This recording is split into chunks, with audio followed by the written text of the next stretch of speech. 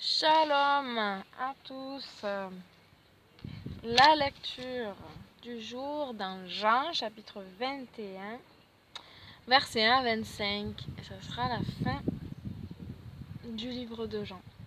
Le thème, c'est Yahusha nous pardonne lorsque nous échouons, nous restaure par sa grâce et nous libère pour nous permettre de le suivre.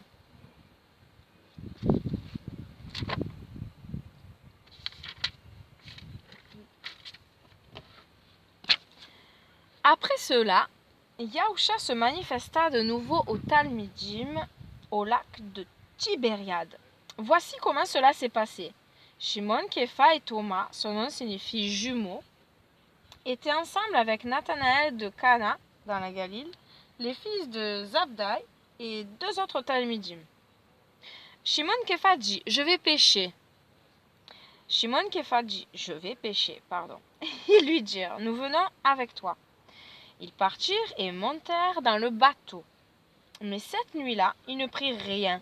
Alors qu'il commençait à faire jour, Yahusha se tenait sur le rivage, mais les Talmidim ne savaient pas que c'était lui. Il leur dit « Avez-vous pris du poisson ?» Ils répondirent « Non ». Il leur dit « Jetez le filet à tribord et vous en prendrez. » Ils jetèrent donc le filet et ils eurent du mal à le tirer à bord, à cause du grand nombre de poissons qui s'y étaient pris. Le Talmide que Yahusha aimait dit à Képha « C'est le Seigneur !» Quand il entendit que c'était le Seigneur, Shimon Képha mit son vêtement, car il s'était déshabillé pour pêcher, et se jeta dans le lac. Mais les autres Talmidim le suivirent dans le bateau, traînant le filet plein de poissons, car il n'était pas loin du rivage, à environ 100 mètres. Lorsqu'ils descendirent à terre, ils virent un feu de braise ardente avec un poisson dessus et du pain.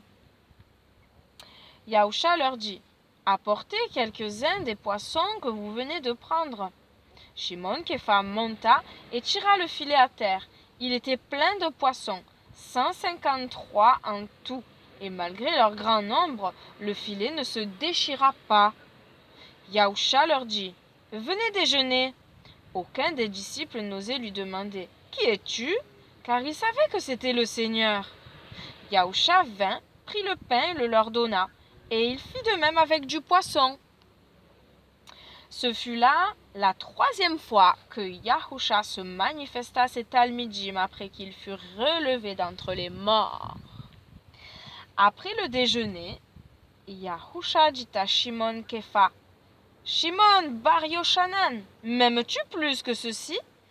Il répondit « Oui, Seigneur. »« Tu le sais bien, je suis ton ami. » Yahusha lui dit « Nourris mes agneaux. » Il lui dit une seconde fois « Shimon bar Yochanan, m'aimes-tu » Il répondit « Oui, Seigneur, tu le sais bien, je suis ton ami. » Yahusha lui dit « Prends soin de mes brebis. » La troisième fois, il lui dit « Shimon bar Yochanan, es-tu mon ami ?»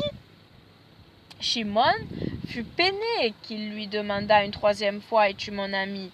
Alors il répondit « Seigneur, tu connais toutes choses.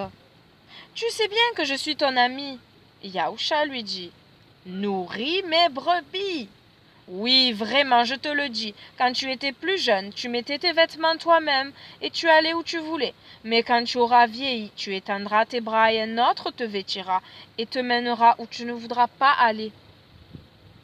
Il dit ceci pour indiquer de quel genre de mort Képha glorifierait Dieu. Puis Yahusha lui dit « Suis-moi ». Képha se retourna et vit derrière eux le Talmide que Yahusha aimait tout particulièrement, celui qui s'était penché sur sa poitrine pendant le souper et qui avait demandé « Qui est celui qui te trahit ?» Képha, le voyant, dit à Yahusha « Seigneur !»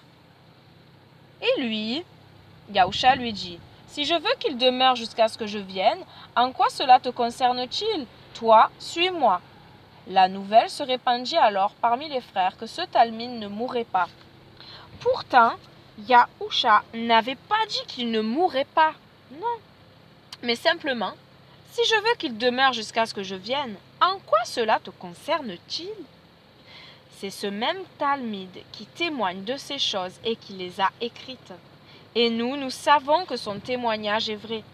Mais il y a encore tant d'autres choses que Yahusha a faites. Et si chacune d'elles devait être écrite, je ne pense pas que le monde entier pourrait contenir les livres qu'il faudrait écrire. Amen. Fin du livre de Jean et de la lecture du jour.